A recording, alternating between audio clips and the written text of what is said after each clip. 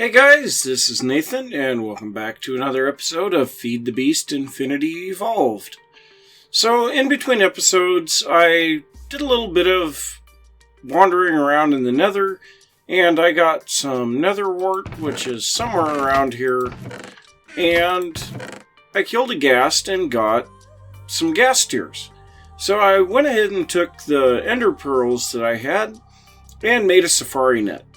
Now, I wandered around here in the overworld until I found an enderman and caught him. So now what I want to do with this enderman is make an auto spawner. So the auto spawner, we need 2 emeralds, a machine frame, some magma cream, and nether wart. Now the magma cream can be made with blaze powder and a slime ball, which we have quite a bit of slime somewhere around here. I'm not sure where. But so what we're going to do, we're going to take one of our blaze rods here. We're going to grab our, well, I guess the pulverizer is downstairs. So we'll head down here. And we're going to drop in the blaze rod, take out the charcoal, and we're going to remove one of our pulverized coal. So I don't think that we can put anything in there. And that'll give us 4 blaze powder. And then over here we have these. Oh, and sponge. I was wandering around in a cave and found sponge. That was kind of a weird find, but yep, I found sponge. So now we've got our magma cream. I did a bunch of trading with some villagers and got some emeralds. And so now we should have everything that we need. So if we come over here, we have somewhere here. Somewhere. Right here. Okay, so we have our machine frame. And we need our magma cream. Our emeralds. And then the last things that we need nether wart and plastic sheets. So I guess the plastic sheets, And yes, I know there's ways that I can auto do this plastic, but I'm not overly concerned about it at the moment. So we've got our rocket fuel here. Just go ahead and set this down. And we'll make up some plastic sheets. So there we go. So then we need the plastic sheets and finally some nether wart, which I gotta figure out where I put that. Right here. Okay. So, find the right one again.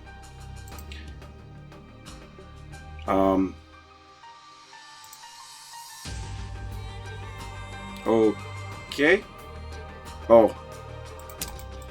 Yeah, make sure they're in the right order if you want it to work.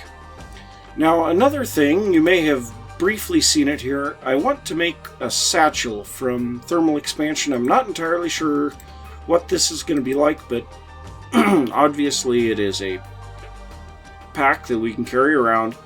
So we can take this and upgrade it. So we need 2 Invar ingots and some tin nuggets or tin ore berries. And then we'll upgrade it again with the hardened glass and some Invar nuggets. So we'll grab 2 Invar. Invar. Right there. So we'll need 3 of those because we'll need to turn 1 into nuggets. And then we need our hardened glass, which we should have some somewhere. Not very prepared today. Well, I may have to make up some hardened glass, but I guess in the meantime, let's grab some tin ore berries. And we'll at least upgrade this once, and I'm willing to bet that it is going to make it twice as large. So our tin ore berries, and there we go, the hardened satchel. So now we've got 18 slots. So we just need to make up some hardened glass. So we need our induction smelter. Nope, energetic infuser. Magma crucible, fluid transposer. Oh, the induction smelter is downstairs. Okay, so we need some obsidian powder. Pulverized obsidian. And then we need some lead. And I know I made a whole bunch of this stuff, but I don't know where it is.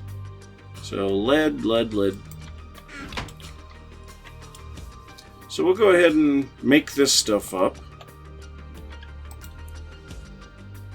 So lead and pulverized obsidian. No, whoops, gotta unlock that.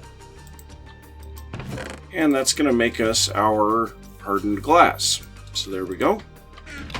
2 of those. And then once more we'll upgrade this again, and I'm willing to bet that we'll get 3 slots this time. So there we go, reinforced. So there's 27, so basically this is now a full regular chest. So that is really nice. And what I want to do, I am going to make a spot for this auto spawner. I'm going to have to take some of my experience and run it through a sewer. So let's look that up real quick. So I need to make up a sewer. This is pretty simple. We need some bricks, plastic sheets, a bucket, and a pneumatic servo, which is just some glass, iron, and redstone. So I'm going to make that up, and the sewer can take experience and turn it into mob essence to run in this auto spawner. So I'm going to get this set up, and then I'm going to kill some endermen. So guys, I crafted up the stuff here. I've got the sewer, and all that I have to do is put an open blocks tank next to it, and it will eject the mob essence into that tank. Now I think by the looks of it, it's about a 3-to-1 conversion ratio. So yeah, the player XP is pretty potent stuff. Now in order to do that, I had to make this XP drain, and this thing's pretty simple to make. It's just 9 iron bars. So yeah, that's pretty simple. Also, I needed to make this XP shower, and the XP shower is 3 iron ingots and a piece of obsidian. So the XP shower will dump the XP out onto the sewer, and the XP drain will pull it out of me. So I set everything up here. I put a liquid transfer node underneath these tanks. It's pulling the stuff into our auto spawner, and I put down these conveyor belts from Mine Factory Reloaded. Now these things are made just with 3 rubber bars, an iron ingot, and 2 redstone, and it makes 16 of them. Now I had to make 5 recipes, but that's still pretty cheap. So I think we're ready to do this. I put a redstone solar panel up here. It won't provide much power, but it should provide some. And we're just going to go ahead and drop our safari net in here, and we're going to let it do its thing. So here in a little bit we should see it starting to do its work. And hopefully we get some endermen. Now this room is 3 tall. It's possible. Oh, yeah, because of these conveyor belts, there's not enough room for it to spawn. So, I guess what I'm probably going to have to do is move this up by 1 block and move the ceiling up by 1 block. Well, that's not that big of a deal. So, yep, I'm going to go ahead and take care of that, and I'll be right back. Alright, so I think we're ready to try this again. So let's go ahead and drop in the safari net again. And we'll just wait and see if this will spawn this time.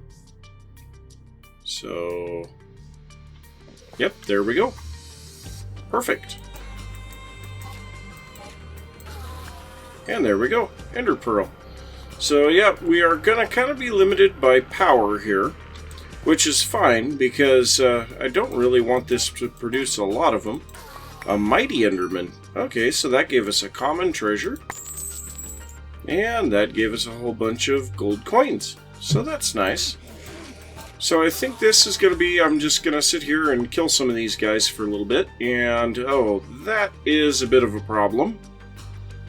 So, yeah. So if my Endermen are picking up the blocks, I'm going to have to make this out of blocks that they can't pick up. So, yeah. Like I said, that's a bit of a problem. At least we kept the conveyor belt, but that really sucks. Okay, well, I'm going to sit here and farm some Endermen for a little bit, and I will be back.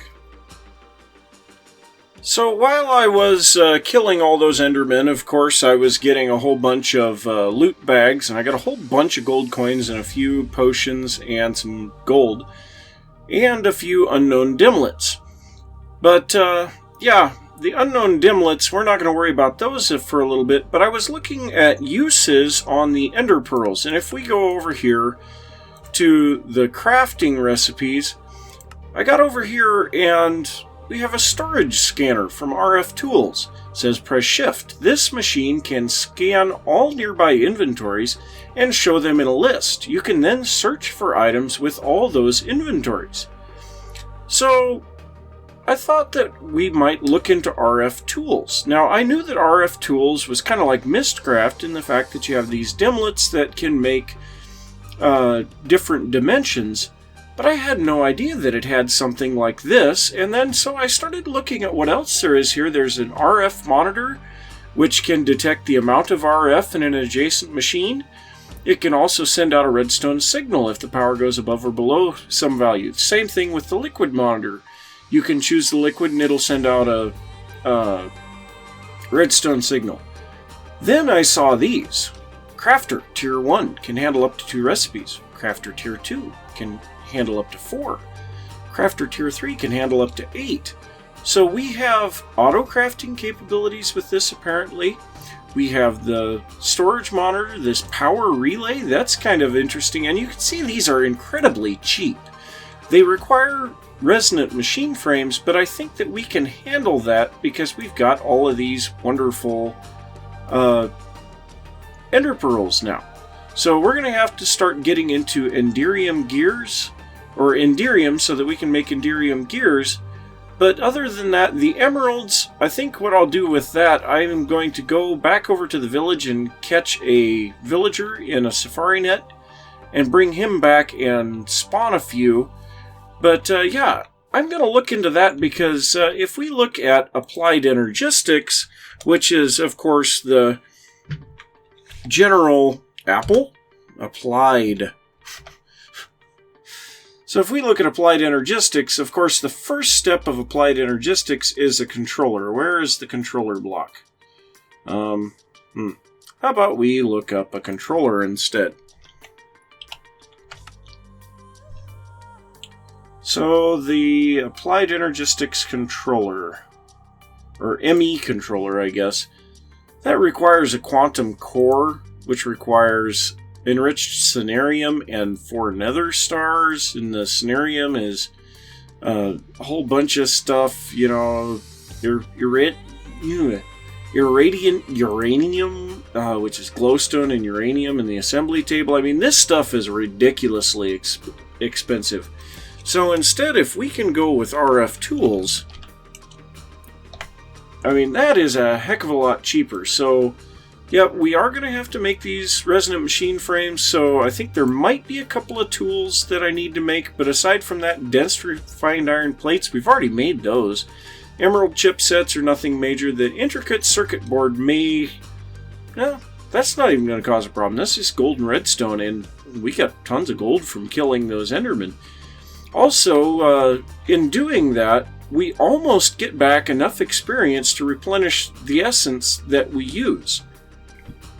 So, yeah, that works out really good.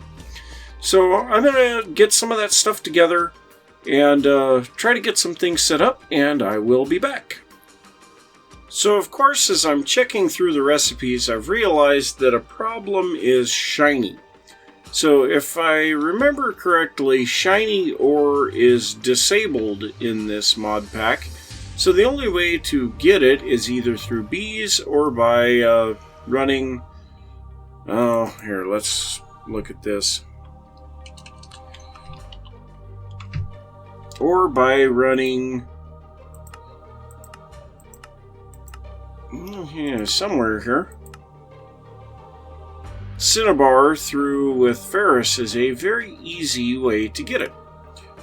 So, I've been working on getting the Cinabar, and that Cinabar you have to run gelid cryotheum with Cinabar ore in a fluid transposer. Now, it's a little bit dumb if you ask me on the proportions here, but these produce 250 millibuckets, but it only takes 200 millibuckets to do one Cinabar. Now, thankfully, 32 of these cryothium dust will make an even 200 millibuckets. But the other thing is I made this glacial precipitator so that I could make snowballs. And this was really simple recipe, just some copper gears, machine frame, piston, and invar, and a reception coil. And I'm really liking these caches. One of the best things about them, here I'll grab my crescent hammer, we can pick this thing up, and actually if we go into the inventory and hold shift, it shows us what's in it. This thing is able to store its inventory. So that's great. I could pick this one up and put it somewhere else, or this one, or whatever. I've got this one here. I ran a whole bunch of my nether ores through the induction smelter with sand so that I could get rich slag. Well, I had tons of the lapis after that. Well, you can pulverize lapis to get 12 lapis lazuli. So, yeah, I ran the lapis that I got through there. I got 696 lapis out of that thing. That's enough to do like a tool and a half with fortune. But anyway, so what we're going to do, we're going to throw this cryothium dust in here, and it's going to start filling into the fluid transposer. So now we're going to throw our Cinabar in here, and it will give us this Cinabar. So now we're going to take this stuff over here to the induction smelter, and did I forget to grab the ferrous? Yes, I did. Okay, so now we take the Cinabar and the ferrous, and now this gives a 100% in the auxiliary for shiny. So we look here, we have shiny ingots. Now earlier I pulverized a whole bunch of my ferrous ore, and that gives a slight chance of shiny dust, and I got a few of them that way, but not very many. But so now I'm going to go ahead and get the rest of my ferrous run through with the shiny ore, or shiny, the Cinabar, so that we can get the shiny and continue on with the production of the enderium, which is what we need at the moment. So everything is going really good. I was able to make 64 of the enderium blend, and I put 16 of them into the smeltery, and that melts down into the liquid, and now we can pour out 4 gears. Now we need 1 gear per resonant frame, and yeah, we'll be able to get all of that done. Now the only issue with that is power, which is going to just take time more than anything, but we need 50 million RF per machine frame to make them. Now that's bad enough by itself, but on the Emerald chipsets we need 1.2 million RF each. So yeah, it's going to be a little bit of AFK time. I may go and take a look at doing some other things while I am waiting, but yeah, I guess I'll show you these guys real quick. So, we have some Mistcraft guys here with Yellorium fluid blocks, and the other one has fluid cyanite blocks. Now, those are both used in big reactors. The cyanite has to be processed to turn into plutonium, and the Yellorium obviously can be turned straight into fuel. But we could power a big reactor with that, and also the redstone ore block would be nice, but we're not going to be messing with that. Now this last guy, if I can reach him, wants 12 gold coins for a thaumium. And thaumium, I'm not sure how you get this stuff, but I'm pretty sure that it's not easy. I do know that other guys have complained about you got to get into Thaumcraft, and I have never done anything with Thaumcraft, so, and it takes an iron each, and we get those gold coins for free. But anyway, I think we've got all of these, so now we're just, like I said, waiting on the power. So, yep, I will just go ahead and go do some other things for a while, and I will be back.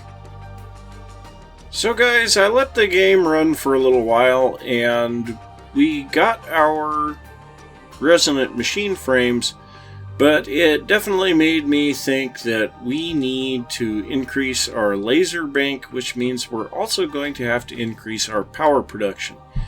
So we're going to have to look into that here in the near future, but in the meantime, we have what we need to make this storage scanner. So first off, we take our machine frame and surround it with just smooth stone. We get the machine frame, and then we take and put gold on each side, and ender pearl on top and bottom, and then redstone torches all the way around. Now, I'm pretty sure this thing is probably going to need power, so I went ahead and grabbed one of the solar panels, but so we're going to go in here. Yep, needs power, so we'll drop this on top of it, and we should be getting power now. So let's just try scanning. Okay, we've got all of our chests here. So let's just try searching for diamonds. No, that's not how this works. Okay, well, let's take... Whoops. Okay, so here we've got the inventory that's in that particular chest. So, yeah, that's kind of nice. So if we look in this iron chest, you can see that's all of our gems and things. This regular chest, we've got a little bit of stuff here and there. This looks like a bunch of garbage. You know, seeds. Lots of seeds. So, oddly enough, it does not reach more than 1 block away. So that kind of stinks. But, so what we could do is move this over by just 1 block, because this is where I keep most of my crafting items. So if we scan again, now we get our diamond chest that has all of our Britannia stuff. That's kind of a junk chest. We've got our ore chest. We've got our block chest, or tech chest, I guess. The emerald, or the gems. This looks like it's kind of stuff. And then this is kind of junk. So, yeah, it would be kind of neat. So there's a few other things that we can look at here. Let's see if I can find them here. So, I don't remember what they are. So there's the modular storage. I don't know what this one is for sure. But there was something else here. So if we look at the uses on this machine frame, got RF monitor, liquid monitor, crafting tier 1, machine infuser, storage scanner, power relay, item filter, transmitter, dialing device, destination analyzer, generator, injector, shield projector, dimlet stuff, dimension stuff. So yeah, there's a lot of stuff here that you can do with this. So you could see there was a spawner and this matter beamer. Those work together to make a spawner. So screen controller. So this has got some things kind of like computer craft. We have all of the absorbers, a block protector. So the modular storage. This modular storage system can store a lot of items and allows easy searching and filtering. So I think we're going to try making one of these as well. So that just needs a little bit of nether quartz, and then we'll need a little bit more smooth stone. So let's go ahead and make this up real quick. So this is going to be our second machine frame. Now I've got more of them being made, so yeah, we'll just have to let that go. Was that not the recipe? Modular storage. Oh, we need a chest. Okay, well that's pretty easy. This one? No. This one. Can never remember where this stuff is on there. So we put the chest on top. There we go. Modular storage. So we're just going to go ahead and pick this one up for the moment, and we're going to set this one down. So can we throw things in here? No. Oh, it said we need a something. Let's look at the recipe on this again so that we can see what it says. You must insert a storage module item before you can use it. Okay, so let's look for storage module.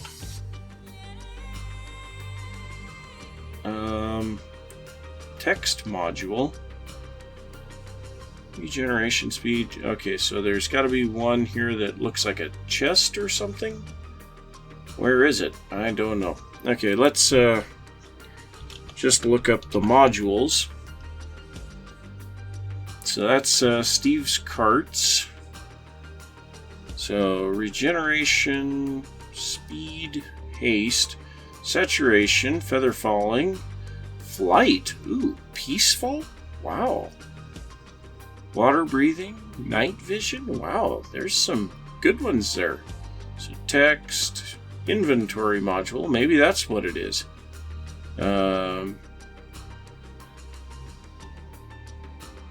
Okay. Inventory plus. I don't know what the difference is.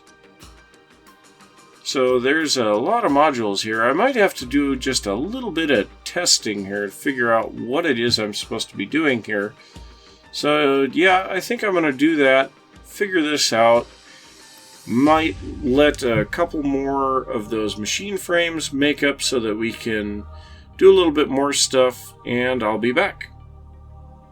So I've been doing a little bit of experimentation, a little bit of research, and yeah, this is really a good system for early on in this game. So as soon as you can make the resonant machine frames, this is probably the best thing to do for storage and crafting. So the modular storage here is where we really do our storage. Now I've put a whole lot of items in here. I have a tier 3 storage module in here. It can hold up to 300 stacks of items. Now as you can see looking through here, the same types of items don't combine together into one large stack. They stay in stacks of 64 or 16 if that's what they stack at, whatever. But you can see we've got tons of stuff here. Makes it really easy to find things. Oops, putting junk in my inventory that I didn't mean to, because we can search. So let's say we want to find some redstone. Whoops. And you can see we've got redstone blocks and we've got redstone dust. Well, let's say we want to just look at red. So we have the redstone blocks, we have some fluoro red powder, miniature red heart, mystical red flower, and then redstone dust. So yeah, we've got basic search capabilities here.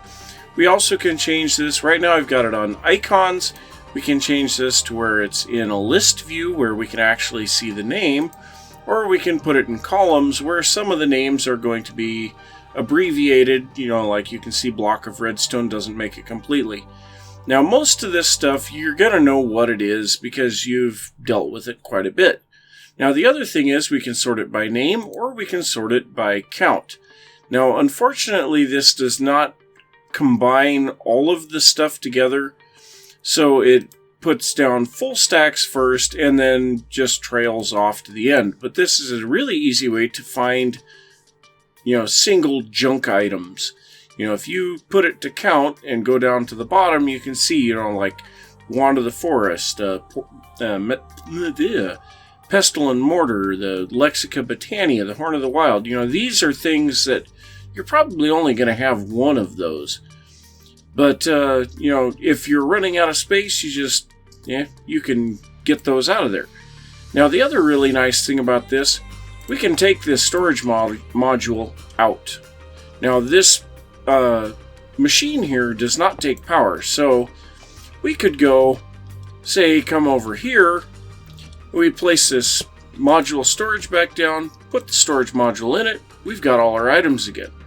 So this is a very powerful tool for, say, mining or exploring, something like that. You take one of these with an empty storage module, and it's going to take you a while before you have to come back because you don't have any room. So couple that with the ability to carry multiple storage modules and backpacks or satchels or things like that, you could really do a lot of exploring and not have to worry about it. Now, I'm not entirely sure what this groups button does, but yeah, it's got to do something. I don't know what it does for sure. I don't understand what it is that it's doing. I guess it's showing groups of different counts. Yeah. I don't know why you would want that, but okay.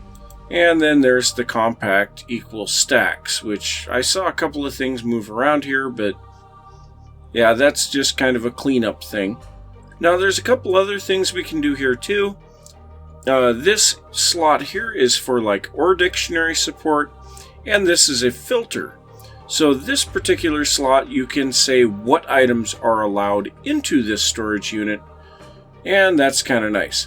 Now there's an additional ability that we can tie these storage modules in a remote storage machine. Let's see if I can find it here. I'm looking around at the machines. I am not sure what it looks like.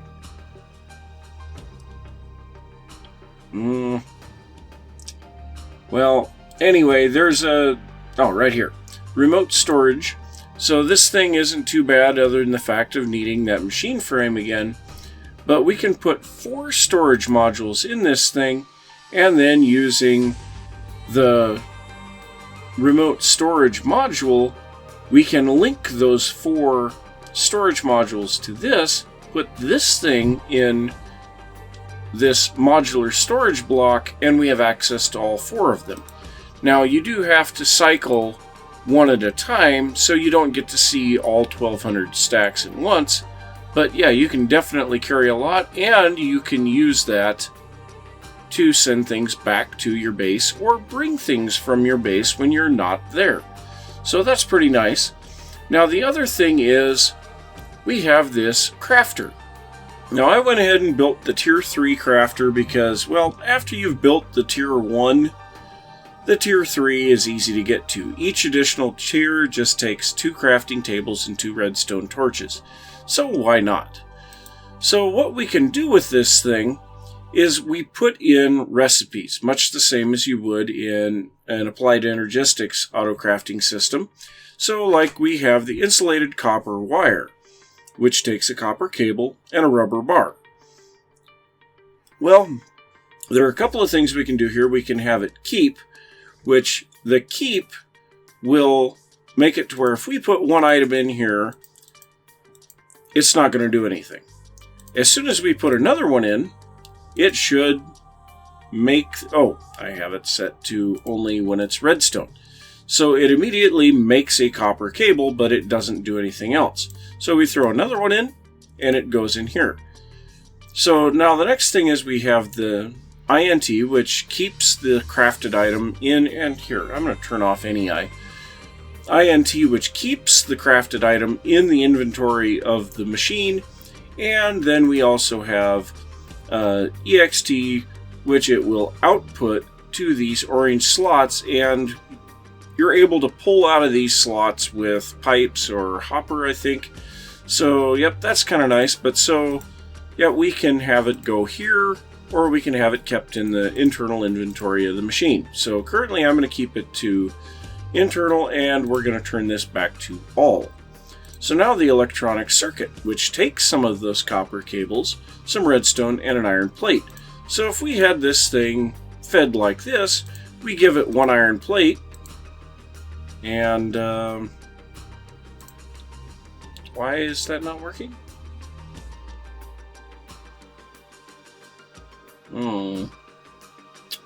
It should work. Oh, that's why. Because we don't have enough cables. So let's throw a few more cables in here. All of a sudden we get an electronic circuit. So let's go ahead and put in a couple more. and throw in an iron plate, and now we've got 2. So yeah, that will really come in handy. I've got the ability to have up to 8 recipes in this one block, so we can have some pretty deep crafting. So I'm going to kind of play around with that a little bit, try to get some of my items that I've been keeping in here, like say RE batteries or the electronic circuits.